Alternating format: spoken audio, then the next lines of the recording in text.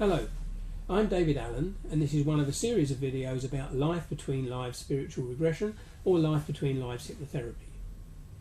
This video will discuss some of the questions that people ask about the difficulties that they've had to experience in this current life and the answers that they've received. The series also includes an introduction to LBL, that's Life Between Lives Hypnotherapy, and specifically soulmates and soul groups, the nature of soul existence, and life selection. Remember that all the information presented here comes directly from the spoken word of real people, and the examples are from sessions I have personally conducted.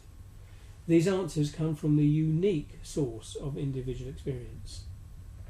You can see the other videos by clicking on the links that brought you here, or by just using the YouTube menus. People who are suffering in their lives often want to know why. It's understandable that a seemingly meaningless cycle of depression, for example, is made even worse by its apparent randomness and unfairness, and a knowledge that somehow it might meet an all-embracing and higher purpose might make it easier to bear. But this isn't always the case, and illness and disease is more than likely to be a part of life's variables rather than an integral part of any higher development plan.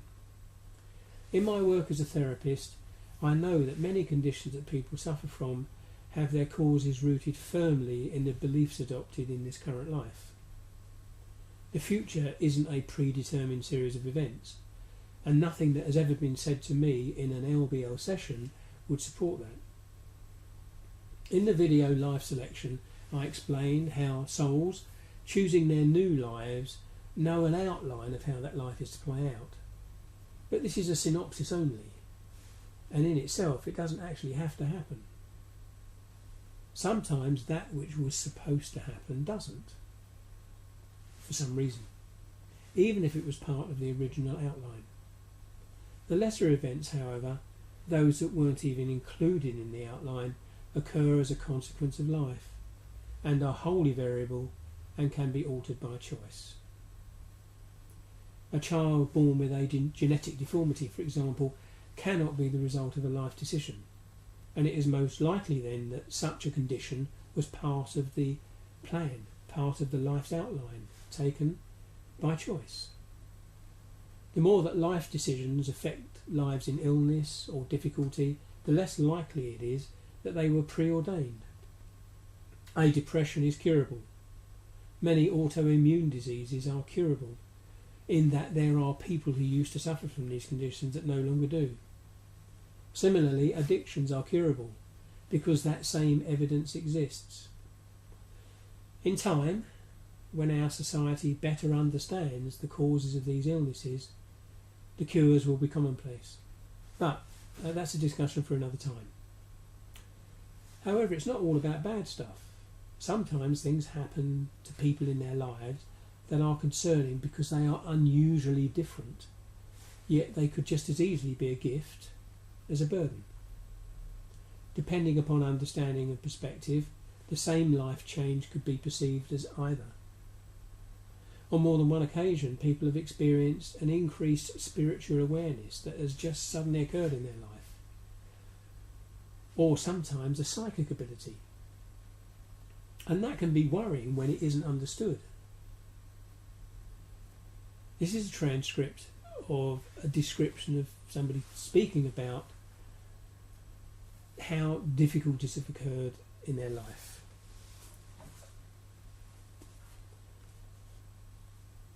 Firstly, I asked the question, when you chose this body, for example, did you know that you were going to struggle for a good part of your life? No, not to this degree, no. No, I didn't know. So it's been exacerbated because of what has happened in this life. It was like a latency type of thing, but it didn't have to manifest. In the future, it's about not having to have those latent things. It will be like having this clean slate. I went round the loop of having the latency still in. How many times have you done that?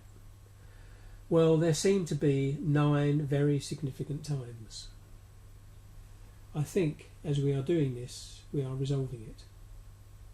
Now, whether hardship was intended or it just happened, it seems that it's an opportunity to learn and grow either way, which is what's most important.